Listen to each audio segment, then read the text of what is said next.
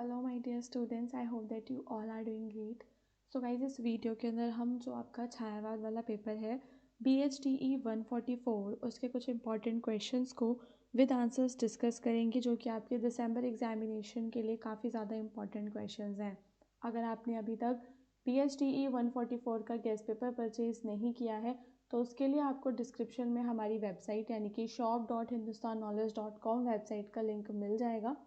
आपको बस यहाँ पे हमारी वेबसाइट पे जाना है और अपना गेस्ट पेपर यहाँ से आप परचेज कर सकते हैं। सर्च बार में अपना पेपर कोड सर्च कर लेना और आपका गेस्ट पेपर आपके पास आ जाएगा। ठीक है, यहाँ से आप इसे परचेज कर लीजिए अगर आपने अभी तक एग्ज़ाम के लिए कुछ भी प्रिपेयर नहीं किया है तो। नाउ गाइज, कुछ क्वेश्चंस जो हम इस वीडियो में करने वाले हैं वो एक तो आपका महादेवी वर्मा वाला क्वेश्चन है, जो कि एग्ज़ाम पॉइंट ऑफ व्यू से काफ़ी ज़्यादा इंपॉर्टेंट है। क्वेश्चन के साथ उसका आंसर भी रहने वाला है।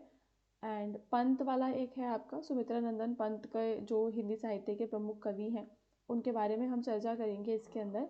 ठीक है, एंड एक और क्वेश्चन आपका जयशंकर प्रसाद का है। तो तीनों कवियों के क्वेश्चंस हैं विद आंसर्स हम यहाँ पे डिस्कस करने वाले हैं। तो अगर आप हमारे चैनल पे नए हैं तो चैनल को बिल्कुल सब्सक्राइब कर लेना, बिकॉज आने वाले टाइम में हम और भी वीडियोज़ लेकर आएंगे। सो गाइज, पहला क्वेश्चन, महादेवी वर्मा का हमें परिचय देना है और फिर स्पष्ट करना है कि उनके काव्य में वेदना अनुभूति किस प्रकार अभिव्यक्त हुई है। ठीक है, तो उन्होंने जो भी काव्य लिखा उसके अंदर हमें वेदना कैसे देखने के लिए मिलती है उसके बारे में हमें चर्चा करनी है। तो महादेवी वर्मा हिंदी साहित्य की प्रमुख कवित्री और शिक्षाविद थी। उन्हें आधुनिक मीरा कहा जाता है। महादेवी वर्मा छायावादी युग की प्रमुख लेखिका थी, जिनकी कविताओं में भावनाओं की गहराई, विरह, पीड़ा और रहस्यवाद प्रमुख रूप से देखने को मिलता है। तो उनकी कविताओं की विशेषताओं की अगर हम बात करें तो उनकी कविताओं में हमें ये सारी चीज़ें देखने के लिए मिलती हैं, गहराई, पीड़ा, रहस्यवाद। उनके काव्य में आत्मा और परमात्मा के बीच मिलन की असंभवता, जीवन की कठिनाइयाँ और मानवीय पीड़ा की अभिव्यक्ति स्पष्ट रूप से दिखाई देती है। ओके, तो उन्होंने साहित्य में केवल सुंदर शब्दों का प्रयोग नहीं किया, बल्कि भावनाओं और संवेदनाओं को भी अपनी कविता में जीवंत रूप में उतारा है। तो ये सारा तो हमारे आंसर के इंट्रोडक्शन में आ जाएगा, जिसमें हम उनके कुछ प्रमुख मतलब जो बातें हैं उनके बारे में बताएंगे कि वो कौन से युग की थी। ठीक है, उन्हें आधुनिक मीरा कहा जाता था और साहित्य में वो सुंदर शब्दों का प्रयोग ही नहीं करती, बल्कि वो भावनाओं और संवेदनाओं को भी अपनी कविता में जीवंत रूप से उतारती हैं। ठीक है, तो ये तो आपका परिचय हो गया। अब हम यहाँ पे देखेंगे कि उनके काव्य में जो वेदना अनुभूति की अभिव्यक्ति है वो हमें किस प्रकार से देखने के लिए मिल रही है। तो महादेवी वर्मा के काव्य का मूल तत्व वेदना ही है। उनकी कविताएं केवल व्यक्तिगत दुख की अभिव्यक्ति नहीं है, बल्कि उनमें सार्वभौमिक पीड़ा का एहसास है। यह वेदना कई रूपों में भी प्रकट होती है।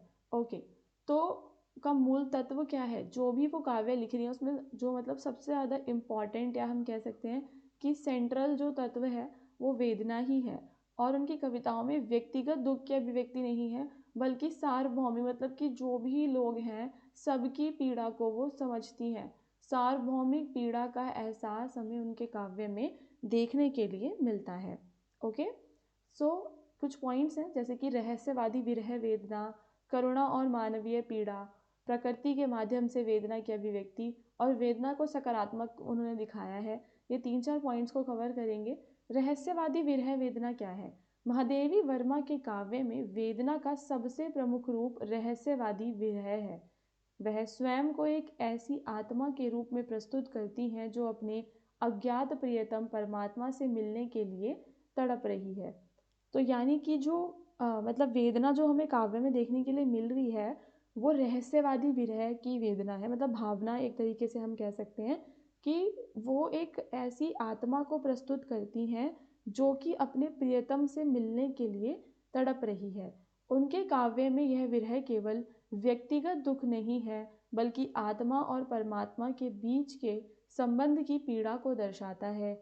जीवन की परिस्थितियाँ और संसार की बाधाएं इस मिलन में अवरोध बनती हैं। तो आत्मा और परमात्मा के मिलन में जो जीवन में बाधाएं हैं वो प्रॉब्लम क्रिएट कर रही हैं। इस विरह में एक मिठास है, क्योंकि यह पीड़ा उन्हें अपने प्रियतम के निकट होने का अनुभव भी कराती है। उनकी कविताओं में ऐसी भावनाएं गहराई से झलकती हैं जैसे चिर सजग आंखें उनींदी आज कैसा व्यस्त बाना। तो ये मतलब आपको जो एक ओवरऑल पॉइंट का एक समरी में बता देती हूँ कि इसमें क्या चीज़ हम आपको बतानी है कि उनकी कविता में हमें रहस्यवादी विरह वेदना कैसे देखने के लिए मिल रही है। ठीक है, तो वो क्या कह रही हैं कि आत्मा और परमात्मा के बीच का जो एक संबंध है वो उसकी जो एक पीड़ा है, मतलब वो संबंध नहीं हो पा रहा है, वो उसकी पीड़ा को दर्शा रही हैं और उनकी आत्मा अपने परमात्मा से मिलने के लिए तड़प रही है। ठीक है, फिर महादेवी वर्मा की वेदना जो है वो केवल आध्यात्मिक नहीं है बल्कि मानवीय करुणा से भी भरी हुई है। उन्होंने जीवन की नश्वरता, गरीब और अनाथ लोगों के दुख और समाज में शोषण की स्थिति को बड़े संवेदनशील ढंग से प्रस्तुत किया है। ठीक है, कि समाज में शोषण की स्थिति है, उनकी कविताओं में यह सामाजिक वेदना स्पष्ट रूप से देखने को मिलती है। उनके शब्दों में केवल दुख नहीं बल्कि उस दुख के प्रति सहानुभूति और करुणा का भाव भी प्रकट होता है। तो उनका क्या है कि भाई वो दूसरे व्यक्ति के दुख को भी समझती हैं और करुणा का भाव उनके अंदर प्रकट होता है उस दूसरे व्यक्ति के लिए। ठीक है, एक सेकेंड, कुछ चीज़ स्किप तो नहीं हो गई है। महादेवी वर्मा की वेदना केवल आध्यात्मिक नहीं है बल्कि मानवीय करुणा से भरी हुई थी। उन्होंने जीवन की नश्वरता, गरीब और अनाथ लोगों के दुख और समाज के शोषण की स्थिति, ठीक है, तो उनकी कविताओं में हमें कौन कौन से थीम्स एक तरीके से हम कह सकते हैं देखने के लिए मिल रहे हैं। पहला, जीवन की नश्वरता के बारे में वो बात करती हैं, गरीब और अनाथ लोगों के दुखों के बारे में बात करती हैं और समाज में जो शोषण है उसको पूरा वो डिस्क्राइब करती हैं। उनकी कविताओं में यह सामाजिक वेदना स्पष्ट रूप से देखने को मिलती है। उनके शब्दों में केवल दुख नहीं बल्कि उस दुख के प्रति सहानुभूति और करुणा का भाव भी प्रकट होता है। इस दृष्टि से उनके काव्य न केवल व्यक्तिगत अनुभवों का प्रतिबिंब है बल्कि समाज के दुखों का आईना भी है। मतलब समाज के अंदर जो भी इश्यूज थे ना वो उन्हें अपनी कविताओं में हाईलाइट करती हैं। प्रकृति के माध्यम से वेदना को भी अभिव्यक्त करना, यानी कि वो प्रकृति के जो प्रतीक होते हैं जैसे कि बादल, दीपक, पतंगा, प्रभात, तो प्रकृति से वो प्रतीकों को उठाती हैं और उनका सुंदर उपयोग करके जो है अपनी वेदनाओं को अभिव्यक्त करती हैं। मैं नीर भरी दुख की बदली जैसी पंक्तियाँ जीवन की वेदना को आंसुओं से भरे बादल के रूप में वो यहाँ पे प्रस्तुत कर रही हैं। तो आप इसके अंदर ना एक ये वाला उदाहरण आप दे सकते हो, काफ़ी काम आएगा ये आपके कि कैसे वो प्रकृति के माध्यम से वेदना की अभिव्यक्ति करती हैं, या अगर उनकी काव्य विशेषताओं में भी आप इसको यूज़ कर सकते हो। नेक्स्ट है कि भाई वेदना की सकारात्मकता। तो महादेवी वर्मा का काव्य दर्शाता है कि वेदना केवल दुखों का अनुभव नहीं है बल्कि रचनात्मक और सकारात्मक शक्ति भी है। उनके काव्य में दुख एक सुंदरता, करुणा और जीवन का आवश्यक हिस्सा बन जाता है। तो दुख क्या है उनके काव्य में एक बहुत ही आवश्यक हिस्सा है। यह पाठकों को भी अपने दुख को समझने, स्वीकार करने और उससे प्रेरणा लेने के लिए प्रेरित करता है।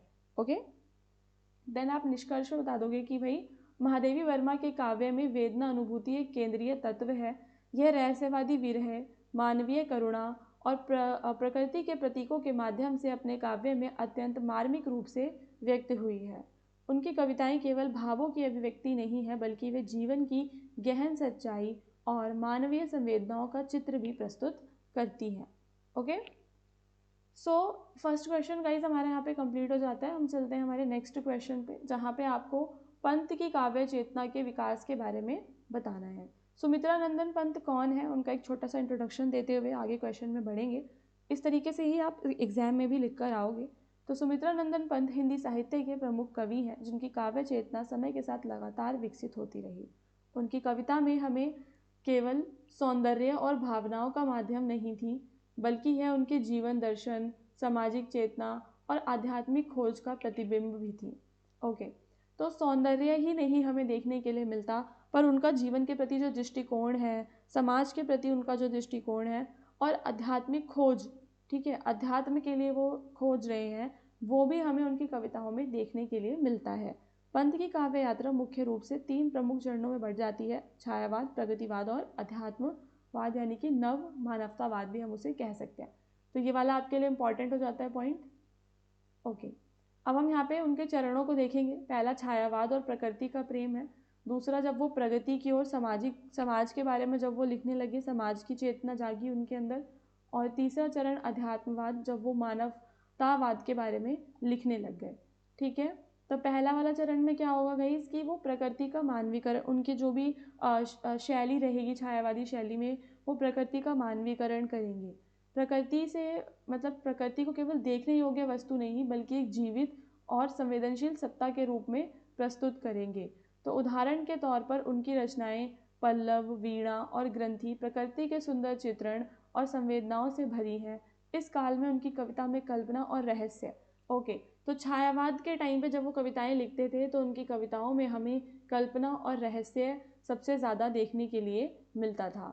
फिर अगर हम बात करें दूसरे चरण की, तो जब वो आम आदमी की समस्याओं के बारे में लिखना उन्होंने शुरू कर दिया था, और उस टाइम उन्होंने युगांत और युगवाणी जैसी जो कृतियां हैं वो उनकी प्रमुख कृतियां हो जाती हैं, जहाँ पे वो जनता के लिए आवाज़ उठाते हैं, न्याय की आवश्यकता की बात करते हैं। फिर हमारा तीसरा जो अध्यात्मवाद था या नवमानवतावाद जिसे हम कहते हैं, तो अंतिम चरण में पंत ने आध्यात्मिकता और नव मानवतावाद की ओर रुख किया। उन्होंने श्री अरबिंदो के दर्शन से गहरा प्रभाव लिया और अपने काव्य में विश्व चेतना और मानव विकास के उच्चतम आदर्श प्रस्तुत किए। तो स्वर्ण किरण, लोकायतन, तो ये उन्होंने उस टाइम पे लिखे, और इस चरण में उनकी कविता न केवल व्यक्तिगत और सामाजिक समस्याओं को बल्कि सार्वभौमिक चेतना और मानवता के सर्वगीण विकास को संबोधित करती हैं। ओके, तो फाइनल चरण में वो मानव के सर्वगीण विकास के बारे में लिखने लगे, उससे रिलेटेड।